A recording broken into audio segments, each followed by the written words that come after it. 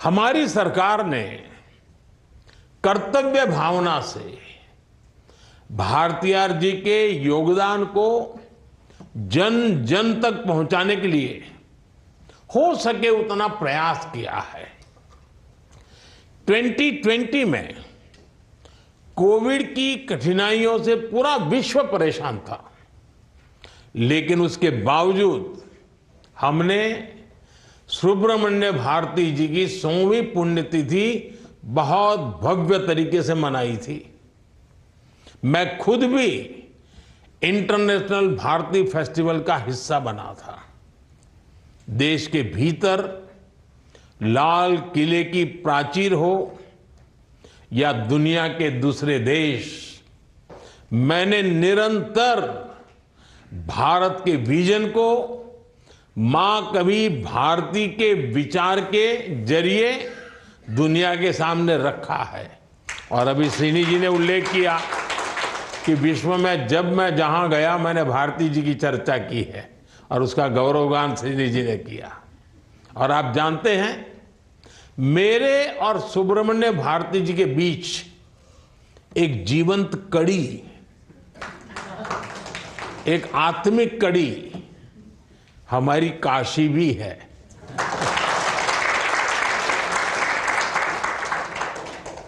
मेरी काशी से उनका रिश्ता, काशी में बिताया गया उनका समय, ये काशी की विरासत का एक हिस्सा बन चुका है।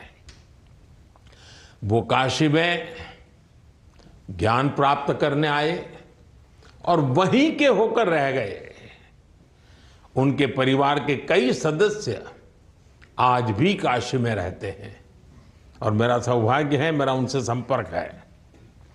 ऐसा कहा जाता है कि अपनी शानदार मूंछें रखने की प्रेरणा भी भारतीयार को काशी में रहते हुए मिली थी।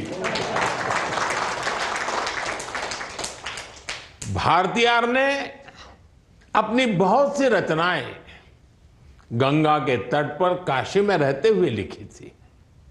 इसलिए आज मैं उनके शब्द संकलन के इस पवित्र काम का काशी के सांसद के रूप में भी स्वागत करता हूं, अभिनंदन करता हूं। ये हमारी सरकार का सौभाग्य है कि महाकवि भारतीयार के योगदान को समर्पित एक चेयर की स्थापना बीएचयू में की गई है। साथियों, सुब्रमण्य भारती ऐसा व्यक्तित्व सदियों में कभी एकाध बार मिलता है। उनका चिंतन, उनकी मेधा, उनका बहुआयामी व्यक्तित्व, ये आज भी हर किसी को भी हैरान करता है। केवल 39 ईयर के जीवन में भारती जी ने हमें इतना कुछ दिया है जिसकी व्याख्या में विद्वानों का जीवन निकल जाता है।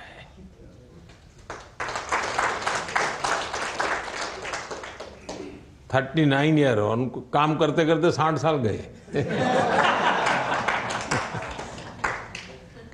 बचपन में खेलने और सीखने की उम्र में वो राष्ट्र प्रेम की भावना जगा रहे थे।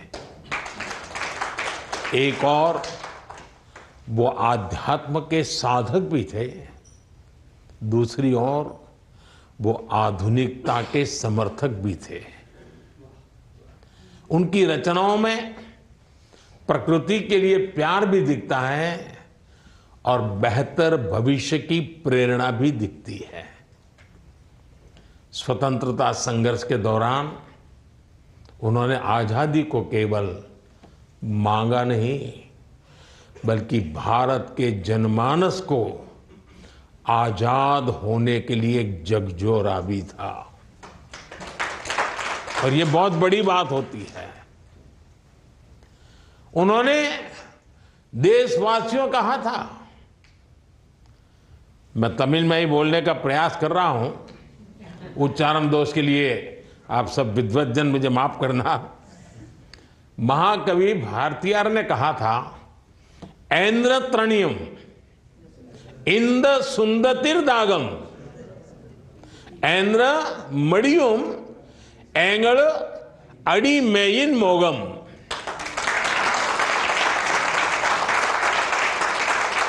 यानी आजादी की ये प्यास कब बुझेगी, गुलामी से हमारा ये मोह कब खत्म होगा। यानी उस समय एक वर्ग था जिनको गुलामी का भी मोह था, उनको डांटते थे। गुलामी का ये मोह कब खत्म होगा, ये आह्वान वही व्यक्ति कर सकता है जिसके भीतर आत्म अवलोकन का साहस भी हो और जीतने का विश्वास भी हो। और यही भारतीयार की विशेषता थी।